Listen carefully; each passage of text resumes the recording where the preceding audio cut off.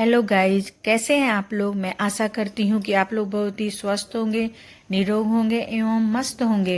यहाँ पर आज की रीडिंग है कि हथेली में अगर राहु रेखा रहती है तो वो हमको क्या फल देती है, जातक को क्या सूचना देती है, क्या फल देती है, क्या लाभदायक होती है या हानिकारक होती है ये राहु रेखा।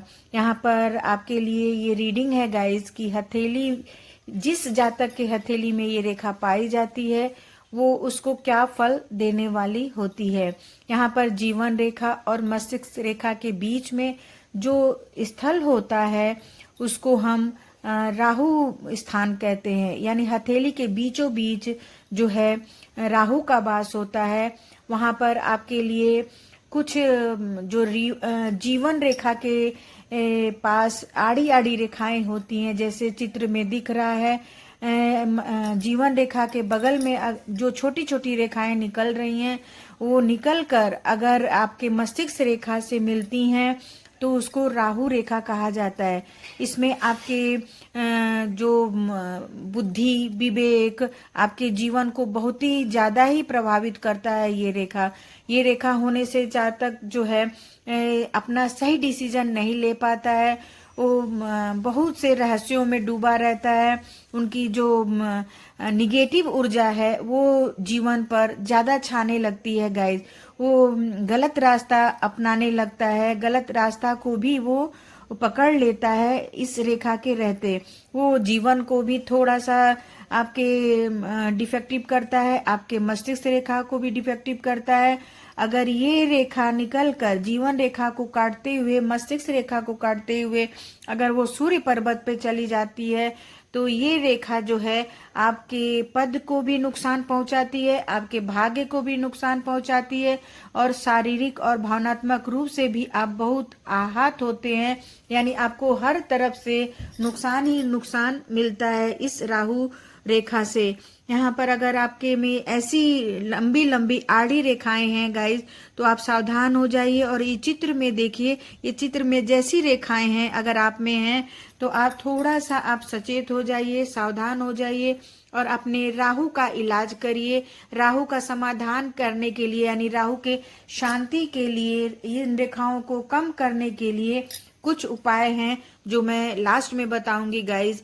यहाँ पर आपके ऊपर बहुत ज्यादा बर्डन हो जाता है, आपका हेल्थ भी प्रभावित होता है, आपका दिमाग भी प्रभावित होता है और आपका भाग्य भी प्रभावित होता है। आप एक मस्त मौला इंसान होते हैं, लेकिन आप जब ग्रहों के बीच में पड़ते हैं तो आपकी सारी खुशियां जो हैं कम हो जाती हैं। आपके शत्रु हजार हो जाते हैं गाइज इस रेखा के रहने से। आप अच्छा भी करेंगे तो लोग गलत ही समझते हैं। यानी बहुत ढेर सारे आपके जो राइवल हैं, जो शत्रु हैं, वो ज्यादा बढ़ जाते हैं। आप में मोरालिटी की कमी हो जाती है, नैतिकता की कमी हो जाती है। आप जो भी सोचते हैं समझते हैं वो करते हैं। यानी आप में नैतिकता की थोड़ी सी कमी आ जाती है गाइस। आप परिस्थितियों को कितना भी कम करने की कोशिश करते हैं लेकिन वो जो परिस्थितियां हैं कम नहीं होती हैं बल्कि बढ़ती ही चली जाती हैं, जिससे आपको नुकसान होता है। आप जल्दी किसी पर ट्रस्ट नहीं करते हैं। ये रेखा वाले जातक जो होते हैं खुद पर भी विश्वास नहीं रखते हैं और दूसरों पर भी विश्वास नहीं रखते हैं। यहाँ पर जिसके हथेली में ऐसी आड़ी आड़ी रेखाएं हैं गाइज वो अपने परिस्थितियों को अनुकूल बनाने में असक्षम होता है। यानी वो चाहता तो है अच्छा रहे, सब बढ़िया रहे, लेकिन इन रेखाओं के कारण, राहु के कारण अपने परिस्थितियों को अपने अनुकूल नहीं कर पाता है, जिसके कारण उसको विषम परिस्थितियां प्राप्त होती हैं और उसको थोड़ा सा तकलीफ आता है लाइफ में। और ये जो रेखाएं हैं जिस पर्टिकुलर यानी मान लीजिए जीवन रेखा को काट रही है तो उस उम्र में आपको जरूर से जरूर कोई ना कोई तकलीफ आएगी। मस्तिष्क रेखा को जिस आयु में काटती है वहां भी आपको कुछ न कुछ ऐसी भावनात्मक तकलीफें मिलेंगी। आपको मानसिक तनाव मिलेगा, स्ट्रेस मिलेगा।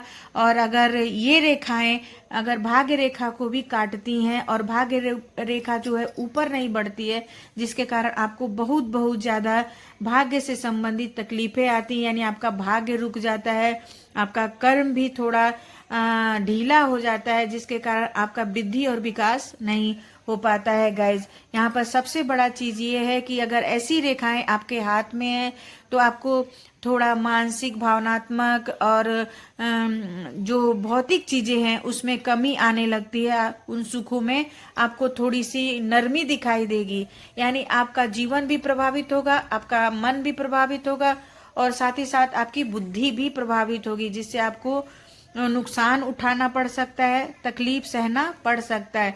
लेकिन जिस आयु में ये रेखा रहेगी उसी आयु में ये घटना घटेगी गाइस। यहाँ पर अगर ये रेखा बहुत हल्की है तो उतना प्रभाव नहीं दिखाएगी, लेकिन अगर ज्यादा गहरी है तो ये बिना प्रभाव छोड़े नहीं छोड़ सकती है। ये रेखाएं जो हैं इसको कम करने के लिए गाइस एक उपाय है, वो करेंगे तो आपको बहुत बहुत ज्यादा फायदा होगा। पहले आप शनिवार के दिन राहु के मंत्रों का जाप करिए, कोई भी मंत्र मिल जाए उनका जाप करिए और साथ ही साथ हनुमान जी की भी पूजा शुरू कर दीजिए, दुर्गा माँ का पूजा शुरू कर दीजिए, जो आपके लिए बहुत बहुत ज्यादा अच्छा रहेगा आपके लिए और इन दुखों को, इन तकलीफों को कम करने के लिए। सबसे ज्यादा आप दुर्गा माँ का कवच करेंगे या शिव भगवान का भी अगर आप दिल से पूजा करते हैं तो इन चिंताओं से, इन तनावों से, इन परेशानियों से आपको कमी मिल सकती है, छुटकारा मिल सकती है। और जो जो भी आपकी तकलीफें आ रही हैं आपके लाइफ में, जो भी बर्डन है, जो भी आपकी शत्रु हैं, वो धीरे धीरे कम होते हुए दिखाई देंगे आपको गाइज।